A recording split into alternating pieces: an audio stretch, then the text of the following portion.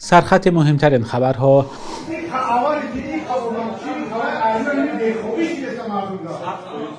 اعتراض رانندگان تاکسی در دوشنبه. حکومت تاجیکستان مهلت اجرای قانون سقراط را 5 سال دیگر به قفا پرداخت و گزارش درباره عائله استرالیایی که به تاجیکستان آمده اینجا مقیم شدند.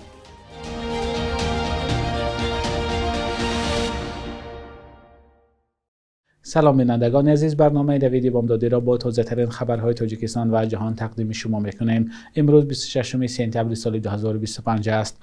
گروه از رانندگان تاکسی در دوشنبه به قرار ستانیدن 100 سامانه اعتراض کردند. نمایندگان برنامه جوره روز 24 سپتامبر گروه از رانندگان تاکسی را در شرکت اکی اویسا جمع کرده با آنها کار برنامه نوی تاکسیرانی را شرح میدادند. اما بر اساس نواری که به شبکه‌های اجتماعی راه یافت، دیده می‌شود که رانندگان در این جمع آمد از آن اعتراض کردند که چرا هر روز از آنها 100 سامانه ستانده می شود. پاره از این نوار را با هم ببینیم.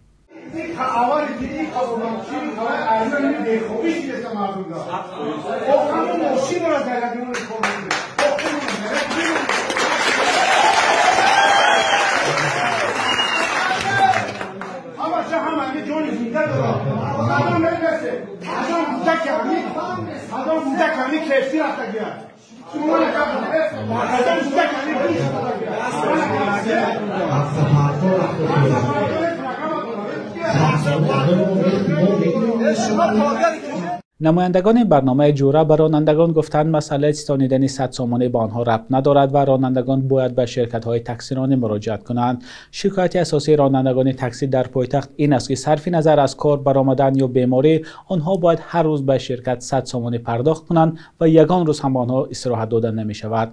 قبلا رانندگان از حق راهگیری 10% را به شرکت‌ها می‌سپاریدند. ماه ایون امسال شهرداری دوشنبه تنها به 4 شرکت مسافرکشانی اجازه تاکسیرانی در حدود پایتخت را داد.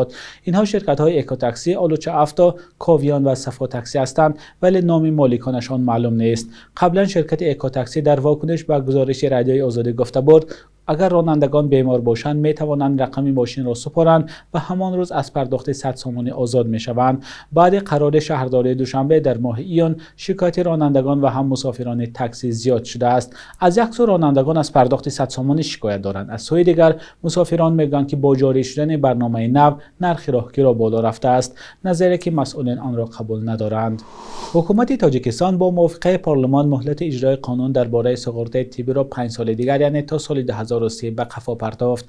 مقامات میگویند که سرچشمه مبلغ گذاری این قانون تا حال عمیق نیست. در قانون پیش بینی شده است که مبلغ سقراط طبی از حساب بودجه کشور باید پرداخت شود، ولی در خلاصه رسمی آمده است اگر مبلغ سقراط طبی از حساب انداز اجتماعی پرداخت شود، پس دولت اجرای عهدهداری‌های اجتماعی خود یعنی پرداخت کمک پولی و نفقه را شاید نتواند سریع وقت اجرا کند. از سوی دیگر وزارت مهنت و مهاجرت پیشنهاد پرداخت مبلغ سقراط طبی از حساب معاش کارگران را نیز قبول نکرده است. نمایندگان این وزارت گفتند معاش کارگران در تاجیکستان بین هم بسنده نیست و 2 تا 4% گرفتن آن برای سقراط سطح زندگی مردم را پستر می‌کند.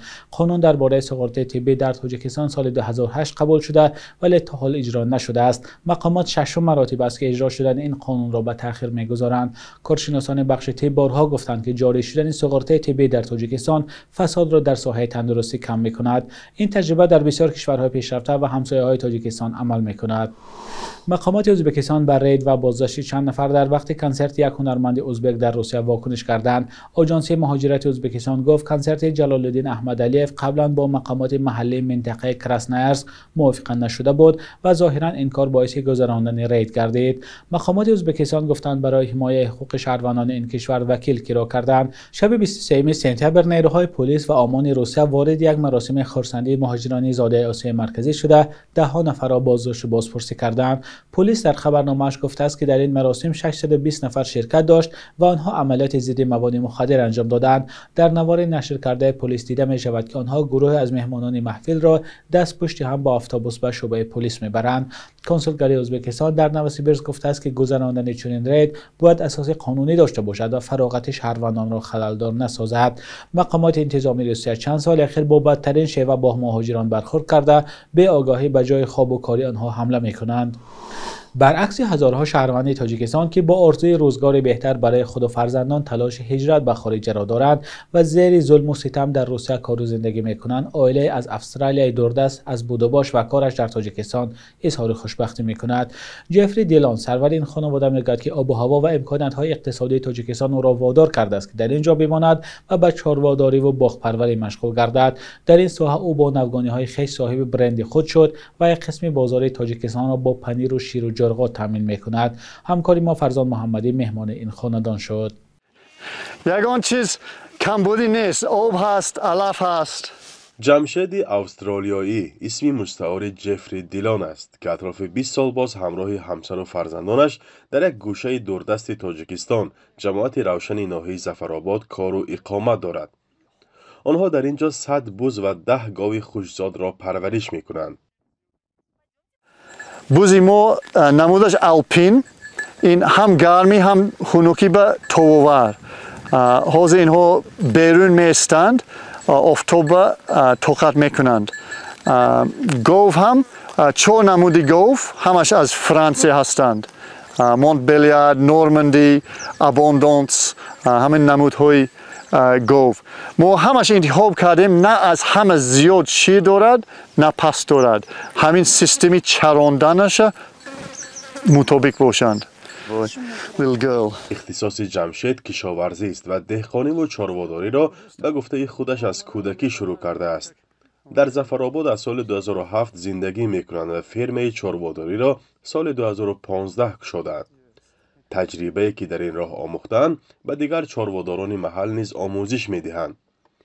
حالا آنها تکنولوژی را به راه ماندند که وضع زمین‌های خشکیده را بهتر میسازد و از این راه درآمد به دست میآورند. در تمام دولت ها دکان یکم بوی نمی شوند. فایدهش هست و فایدهش مستقیم. مثلا امروز هست پگه نیست، نه. این آهسته فایده می شود. اگر شما می خواهید تیز بوی شوید دکان نشوید. یک سبب اساسی انتخاب تاجیکستان برای آنها این بوده است که طبیعتی بوی و رنگارنگ دارد. محض به همین خاطر آنها از کشور استرالیا در اینجا همچون مهاجری مهنتی شناخته شدند.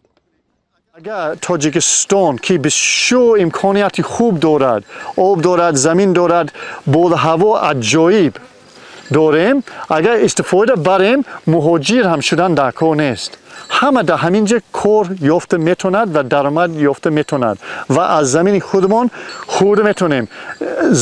ضرور نیست که از دیگر دولت روغن زرد بیاریم یا گوشت بیاریم یا شیر کاخ بیاریم. یگان ضروریات نیست. چند تا اهال در اینجا هست، 2-3 برابر زیاد هم باشد، همش همین زمین خورده میتونیم. تجارت اساسی خانواده از فروش پنیر و شیر و جرقات عبارت است.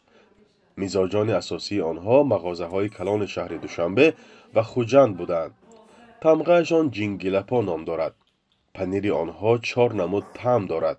سیاه‌دانه، مرچ و دیگر گیاهای خوشبو کننده را همراه می‌کنند. این نوع پنیر را بنفشه در هلند و شویتزاریا آموخته است. اگر اکسپورت کنیم با خودمون به نقص، لیکن اصلش مثال دولت خودتان اگر سیر کنید و بعد زیادیش دیگر جا ببرورید نقصتر.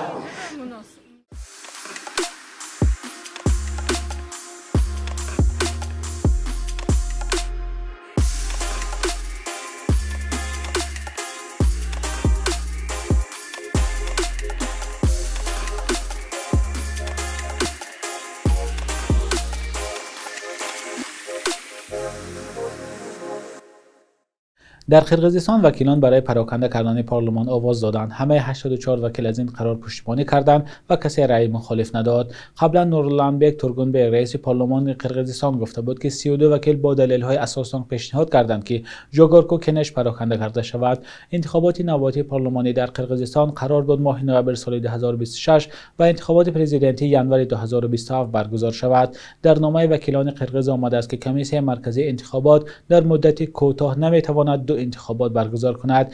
بر اساس قانونی تصویب کرده پارلمان، پرزیدنت باید انتخابات پیش از مهلت تعیین کند. پیش بینی می شود که انتخابات نوبتی پارلمانی در قرقیزستان 30 نوامبر امسال برگزار شود. بخش یک روز تاریخ است که مهمترین تحولات تاریخی در روز 26 سپتامبر را فرا می‌گیرد.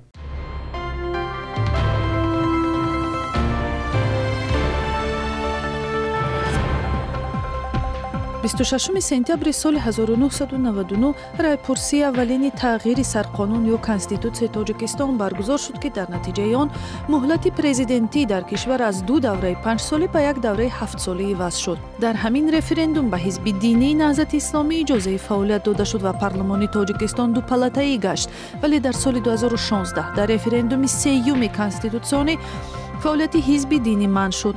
қонуни асосии Тоҷикистон 3 бор тағйир дода шуд ва ҳамаи ин райпурсиҳоро созмонҳои байналмилалӣ ношаффоф номиданд. дар як тасмими камсобиқаи давлати Тоҷикистон соли 2018 ба беш аз 3700 нафар шаҳрвандии Тоҷикистонро тақдим кард ки аксари онҳо муддатҳои дароз сокинони маҳрум аз шаҳрвандӣ вале сокини ин кишвар буданд. 28 сентябри соли 2018 комиссарияти олии созмони милал дар умури паноҳандагон аз ин қарор истиқбол кард ва гуфт ки ҳаққи шаҳрвандӣ ба зиндагии чунин афрод таъсири мусбат мегузорад ва иҷоза медиҳад ба хадамоти муҳими давлатӣ ба мисли тандурустӣ ва таҳсилу кор баҳраманд шаванд. Тоҷикистон ба шумоли кишварҳои дохил мешавад ки дарёфти шаҳрвандии он осон нест. 26 сентябри соли 1932 дар Сталинобод Владимир Вайнович таваллуд шуд ки чун нависандаи дигарандешу мунаққиди ҳукумати шӯравӣ ном баровард. Як фаъоли ҳаракати ҳомиёни ҳуқуқи инсон буд ва барои асарҳои танзомезаш дар бораи низоми худкомаи шӯравӣ соли 1980 барои 10 сол аз шаҳрвандии СССР маҳрум шуд. баъди бозгашт аз зиндагӣ дар Олмон мавқеашро дигар накард ва аз ҷумла ҳукумати президент Владимир Путинро барои ҷанг дар Чеченистон ва ишғоли Қрим маҳкум намуд. صبح امروز در بانک تجارتی تاجیکستان 1000 روبل روسیه به 113 سوم برابر از 100 دلار آمریکایی باشد تا 932 سوم ارزش دارد. قربی رسمی بانک ملی تاجیکستان برای امروز 26 سپتامبر چنین تعیین شده است.